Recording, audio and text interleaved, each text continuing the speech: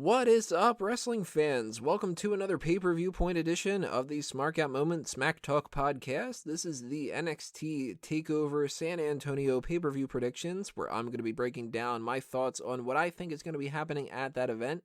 I'm your host, as always, Tony Mango, and I'm going to do this one solo because nobody else has really been following NXT all that much. I have, so why bring them on to have them not know exactly what's happening, you know what I mean? But they have announced a couple of different matches here. I don't think that we're going to be having any more announced or brought into the mix at the last minute or so. Usually what they tend to do is they have about the same, 5 matches, and then they record some other ones down the line. So I think that we're going to get a recording of, say, Elias Samson versus No Way Jose, and that's going to be factored in somewhere along the line as, the next week for NXT or something like that. So that's why they're not on the card. And that's why we're not having Ember Moon or Liv Morgan or Aaliyah or a couple of the other people, Daria, Mandy Rose. I think that's going to be something that they're going to be recording, but it's not technically NXT TakeOver because, they're not going to put it on that show. But we do have a couple other matches that we should talk about here. Andrade, Cien, Almas versus Roderick Strong. Is it Roderick or Roderick? Do they not pronounce the E? I'm not too sure about that. I've heard both. I always go with Roderick, but I've been hearing more Roderick, and I don't know. Roderick Kingsley for the Hobgoblin is always something that I read as Roderick.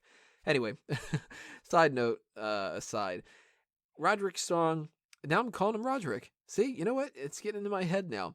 Roderick Strong against Andrade Cien Almas is a match that I think could be an underdog kind of when it comes to potential best match of the night. But I don't think it's going to make a whole lot of waves.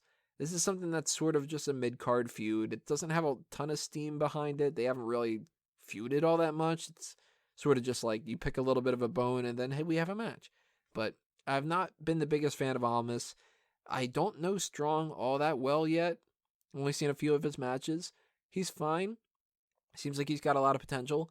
And if they can work well together, this could end up being a really good match. It's just a matter of them not putting a whole bunch of build into it.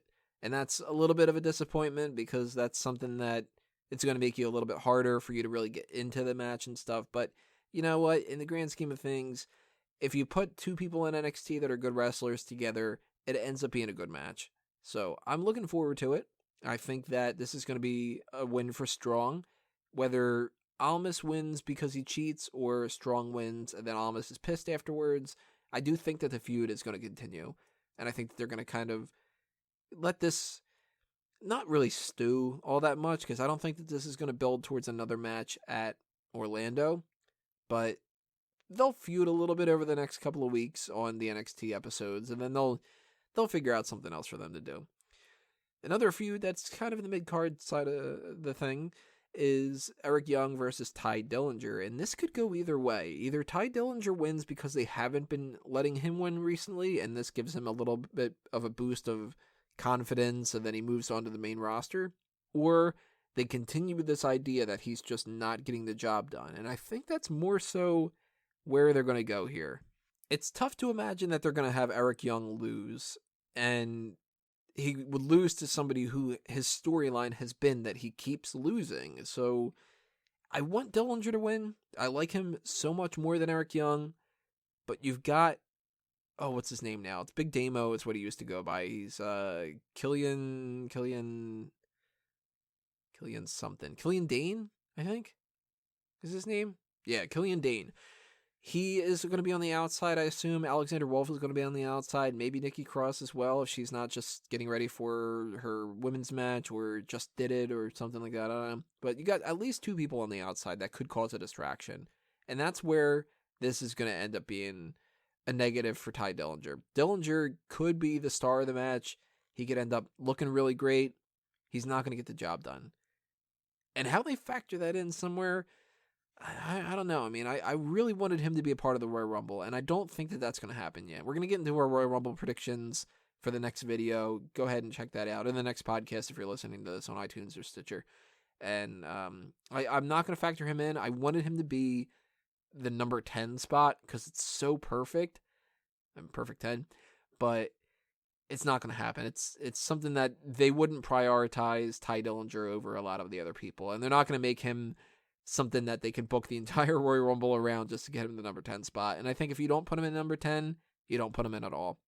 He's somebody I think more so it's going to pop up the night after WrestleMania than anything else. So I think he's going to continue this losing streak, possibly win a match in Orlando, and that could be the thing that kind of motivates him going forward. But it's more so an Eric Young match here. He's going to end up winning it. We have our NXT Tag Team Championship is on the line at DIY. I still hate that name. It's just dumb. Against the Authors of Pain, and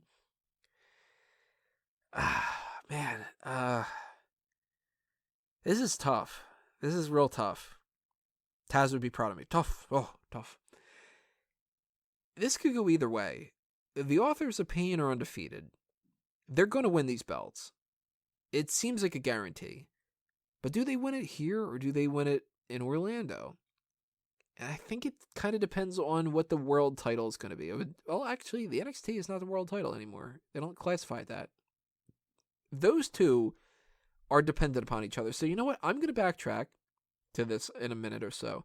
Instead, we're going to go to the Women's Championship because I think that that's a guarantee that Asuka is going to retain here. Billie Kay has been doing some great stuff. Peyton Royce has been doing some great stuff. Nikki Cross is pretty new, and I'm not a big fan of her overall. I think that she's just hamming it up a little bit.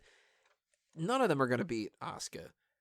I mean, it's lame to have Asuka go from an undefeated role to getting some kind of a loss in a match like this where it really kind of doesn't count that somebody beat her, especially if they pin somebody else. You know, if Nikki Cross pins Peyton Royce, Asuka loses the title, but she still doesn't really lose, and it's better if somebody just beats her. And I think that Ember Moon is going to be that person who beats her in Orlando or afterward. So Asuka beats the three other women here.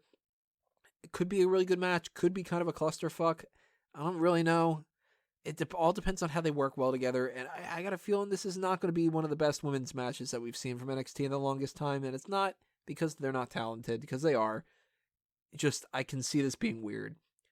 Billie Kay and Peyton Royce are going to be working together. Nikki Cross and Asuka aren't going to be working together. So you're almost going to have, like, Asuka versus Cross versus Kay and Royce. And I can't imagine Kay and Royce fighting each other, so the whole dynamic is so weird in this thing, and I just imagine it's going to end up being weird. Asuka will retain, though. I'm confident in that. And then that moves me back to the NXT Tag Team title and the NXT Championship, which is Bobby Roode getting a shot against Shinsuke Nakamura. We could have both of those titles change hands. I don't think we will. I think we're going to get one of them for sure. And that's what's weird about this. I want to say Bobby Roode wins the championship from Nakamura, and then they do the Authors of Pain win the match, but they don't win the titles. It's like some kind of a weird, like, count out victory or something weird like that. Maybe they lose by disqualification, and that's why they don't technically, like, lose, but they don't win the titles, that sort of a thing. That could happen. But by the time we get to WrestleMania, which will be the night after NXT TakeOver Orlando, Authors of Pain and Bobby Roode, I think, will be our two champions. And either Ember Moon will beat Asuka or Asuka will still be the champion.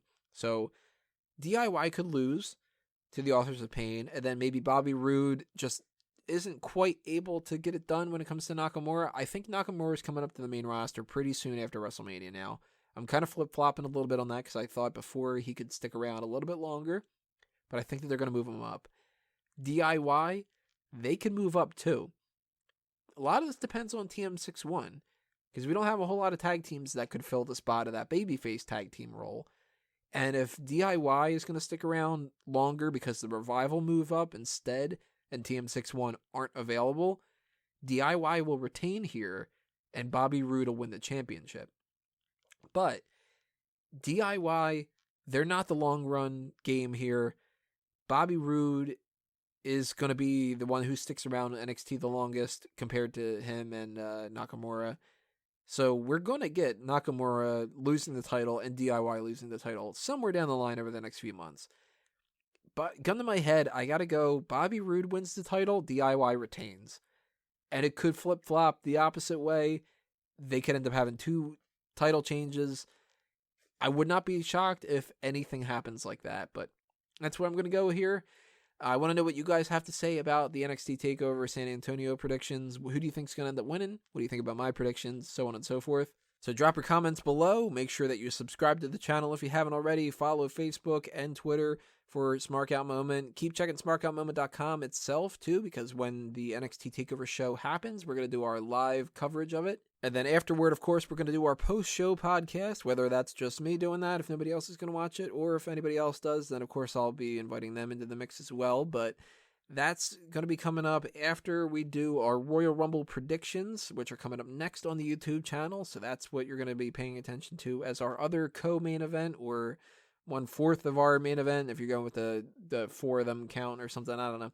But that's coming up next, everybody, so stay tuned for that. But that's it for me now. Thanks for watching this, everybody. This has been another Smark Out Moment, and I'm being counted out.